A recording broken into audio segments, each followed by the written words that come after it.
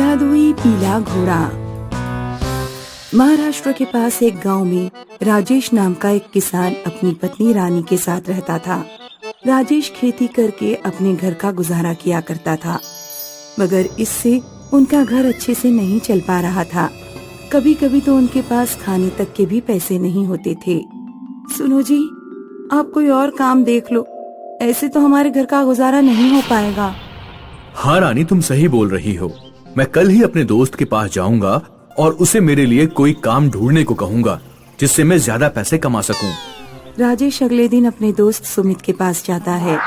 सुमित बहुत ही नामी आदमी था। वो घोड़ों की रेस की प्रतियोगिता कराया करता था। और भाई सुमित, कैसे हो? अरे राजेश, बहुत दिनों बाद मिले हो भाई। मैं तो बढ़िया हूँ, तुम बताओ कैसे हो? घर में सब ठीक? बस क्या ही बताऊं भाई, तुम्हें तो पता है कि खेती करके ज्यादा कमाई नहीं होती। मुझे कुछ काम बता दो जिससे मैं थोड़े ज्यादा पैसे कमा सकूं। तो क्यों ना राजेश, तुम भी अपना एक घोड़ा खरीद लो और घोड़े की रेस की प्रतियोगिता में भाग लो। हम हर महीने प्रतियोगिता कराते हैं। तुम्हें पता है, जीतने वाले को 5 लाख का इनाम मिलता है। राजेश 5 लाख का इनाम सुनकर चौंक जाता है। क्या कहा? 5 लाख का इनाम? इतना तो मैं पूरे साल में नहीं कमा पाता। हाँ, तो तुम भी एक अच्छा सा रेस का घोड़ा देख लो और प्रतियोगिता की तैयारी करो। राजेश फिर अपने घर आ जाता है और घर आते ही वो रानी को सारी बातें बताता है। रानी को भी बात अच्छी लगी थी। गांव के पास में एक मेला लगा है, जहाँ पर लोग दूर दूर से घोड़ा खरीदने आते हैं। राजेश भी अपनी जमा पूंजी इकट्ठी करके उस मेले में घोड़ा खरीदने जाता है। राजेश वहाँ काफी घोड़े देखता है, मगर उसे कोई अच्छा घोड़ा नहीं दिखता। तभी आखिर में उसे एक पीले रंग का घोड़ा दिखा और देखते ही उसने मन बना लिया कि वो ये घोड़ा लेगा। ये तो बहुत ही सुंदर लग रहा है, मुझे यही घोड़ा खरीदना चाहिए। बस फिर राजेश घोड़े को अपने घर ले जाता है। घर आते ही रानी जैसे ही घोड़े को टीका लगाती है, तभी वो घोड़ा बोलता है, मेरे मालिक की जय हो। राजेश और रानी घोड़े को बोलता देख चौंक जाते हैं। क्या तुम बोल सकते हो, या मैं कोई सपना देख रहा हूँ? हाँ, मैं बोल सकता हूँ। मैं एक जादुई घोड़ा हूँ। मेरी रफ्तार इतनी है कि मुझे कोई दूसरा घोड़ा हरा नहीं सकता। अब से आप मेरे मालिक हो, और कभी मुझे गिरने या मुझे कोई चोट पहुँचाने की कोशिश करेगा तो मेरा घाव अपने आप भर जाएगा और मैं सिर्फ आपके कहने पर ही दौड़ूंगा। फिर प्रतियोगिता का दिन आ गया। राजेश अपनी जादुई पीले घोड़े को लेकर प्रतियोगिता में पहुंच जाता है और जैसे ही घोड़ों की रेस शुरू होती है, राजेश अपने जादुई पीले घोड़े को दौड़ने को कहता है। राजेश की आवाज सुनते ही जादुई पीला घोड़ा इतनी तेजी से दौड़ता है कि सब घोड़ों को पीछे छोड़कर आगे निकल जाता है और चंद मिनटों में ही रेस जीत जाता है। इस तरह राजेश 5 लाख का इनाम जीत जाता है। फिर ऐसा हर बार होने लगा। जब भी घोड़ों की रेस होती, जादुई पीला घोड़ा हमेशा जीत जाता। ऐसे करते करते राजेश जादुई पीले घोड़े की वजह से अमीर होता गया। राजेश अपने घोड़े का बहुत ध्यान रखता था और दूर दूर से उसे खरीदने के लिए लोग आया करते थे, मगर वो उस घोड़े को बेचने के लिए साफ मना कर देता था। रानी और राजेश दोनों ही बहुत खुश थे। हमारे घर में जब से ये जादुई पीला घोड़ा आया है, हमारी तो तब से किस्मत ही बदल गई है, और मुझे तो लगता है ये घोड़ा भगवान ने हमारे लिए एक फरिश्ते की तरह भेजा है। हाँ रानी, तुम बिल्कुल सही कह रही हो। बबलू नाम का एक आदमी जो हमेशा घोड़ों की रेस जीता करता था, वो राजेश के पीले घोड़े की वजह से रेस हारने लगा था। तब से वो राजेश से चिढ़ने लगा। मुझे राजेश के घोड़े को जीतने से रोकना होगा, कहीं वो मेरे से ज्यादा अमीर ना हो जाए। और बबलू मन ही मन उसे हराने के लिए तरकीब ढूंढता रहता था। तभी वो एक बार सोचता है, क्यों ना मैं राजेश के घोड़े की एक टांग ही तोड़ दूं। अगर वो दौड़ेगा ही नहीं तो रेस में भाग कैसे लेगा। प्रतियोगिता के एक दिन पहले रात को बबलू राजेश के घर में चुपके से आ जाता है और एक डंडे से जादुई पीले घोड़े की टांग पर जोर जोर से मारता है। घोड़े की टांग से खून बहने लगा था, लेकिन फिर जादुई पीले घोड़े का घाव अपने आप भर गया। ये देखकर बबलू चौंक जाता है। अरे ये इसका घाव अपने आप कैसे भर गया? इतने में वो कुछ समझ पाता, तभी जादुई पीला घोड़ा अपनी टांग उठाकर बबलू की टांग पर जोरों से लात मारता है और बबलू की खुद की टांग टूट जाती है। इस तरह वो खुद ही प्रतियोगिता में नहीं जा पाता। इसीलिए कहते हैं, जो किसी का बुरा सोचता है उसके साथ खुद ही बुरा होता है।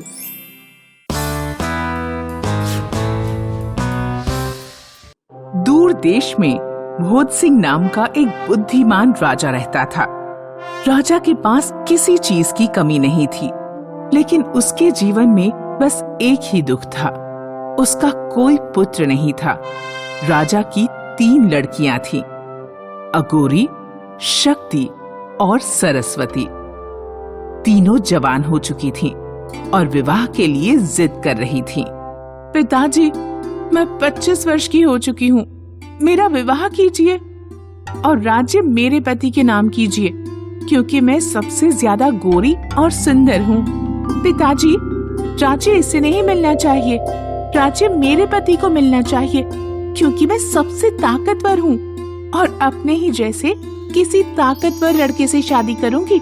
पिताजी, मैं शामली और बुद्धिमान हूँ, मैं अपने ही जैसे किसी लड़के का चुनाव करूंगी।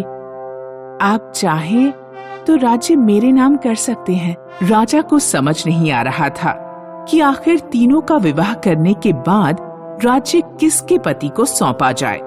वह अपनी समस्या लेकर अपने गुरु के पास गया। गुरु ने राजा को 3 घोड़े दिए और राजा के कान में कुछ कहा। राजा उन घोड़ों को लेकर अपनी बेटियों के पास पहुंचा।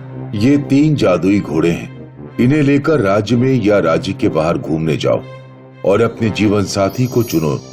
जो भी सबसे बुद्धिमान जीवन साथी को चुनेगा उसका घोड़ा उड़ने लगेगा। जिसका घोड़ा उड़ने लगेगा मैं राज्य उसे ही सौंप दूंगा। तीनों लड़कियां अपने अपने घोड़े पर बैठकर जीवन साथी की तलाश में निकल पड़ी। कहते हैं, मनुष्य अपने स्वभाव के अनुसार अपने जैसे लोगों को ढूंढ लेता है। पहली लड़की, जो गोरी और घमंडी थी, उसने पड़ोस के राज्य जाकर अपने जैसा ही गोरा और घमंडी लड़का खोज लिया। मैं सिंध राज्य का राजकुमार, सबसे गोरा और सुंदर। लोग मानते हैं मेरा कहना, वरना मैं लगाता हूँ कोड़ा।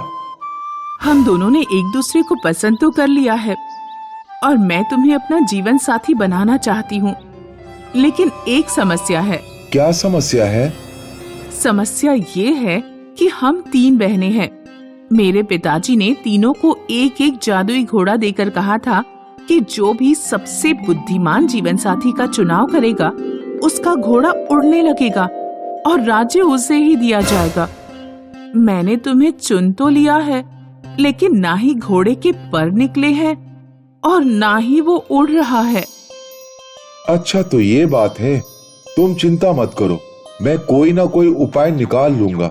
मेरे राज्य में एक बड़े बड़े पक्षी पालने वाला रहता है, उसी के पास चलना चाहिए। उधर दूसरी लड़की शक्ति ने अपने ही जैसे एक ताकतवर लड़के को चुना।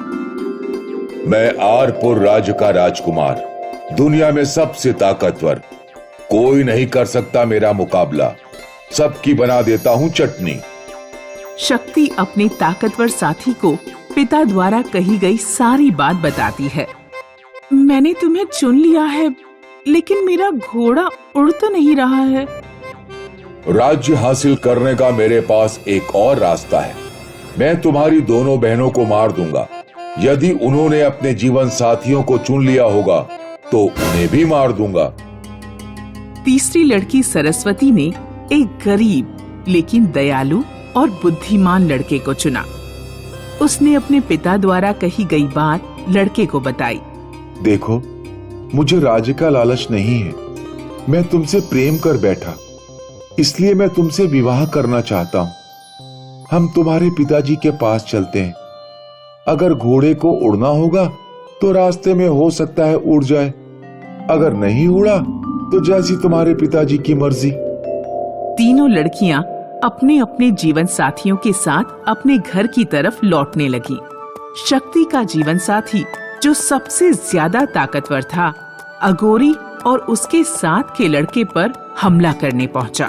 बचाओ, बचाओ, कोई हमें बचाओ, बचाओ!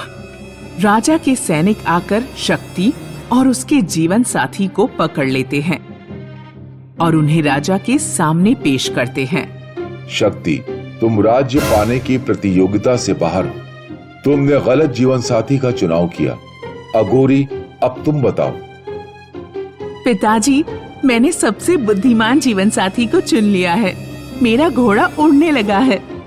अच्छा, लेकिन घोड़ा है कहाँ पर? वो घोड़े को रास्ते में छुआछूत की बीमारी हो गई थी, इसीलिए कल सुबह आप उसे दूर से उड़ता हुआ देख सकेंगे। अघोरी के साथ वाले लड़के ने एक पक्षी पालन करने वाले से कुछ फालतू चील उधार ले ली थी। उसकी योजना थी कि चील रस्सी से घोड़े को उठाएंगी और हवा में उड़ाएंगी। दूर से देखने के कारण राजा को रस्सियां दिखाई नहीं देंगी और घोड़ा उड़ता हुआ नजर आएगा। सुबह राजा उड़ते घोड़े को देखने पहुंच गए। वो देखिए पिताजी, घोड़ा उड़ रहा है। कुछ देर तो चील घोड़े का वजन उठा पाई, लेकिन फिर वे थक गईं और घोड़ा नीचे नदी में जा गिरा। अच्छा दिमाग लगाया अघोरी, लेकिन जिंदगी में चालाकियां काम नहीं आती। अब तुम बताओ सरस्वती।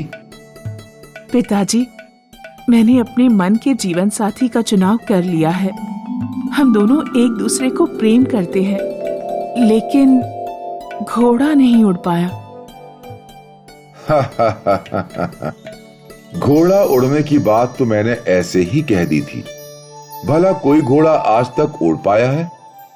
लेकिन इसी बहाने मैंने देख लिया तुम सबसे सच्ची और ईमानदार हो। तुमने अपने ही जैसे जीवन साथी को चुना है। तुम दोनों ही राज्य के असली हकदार हो।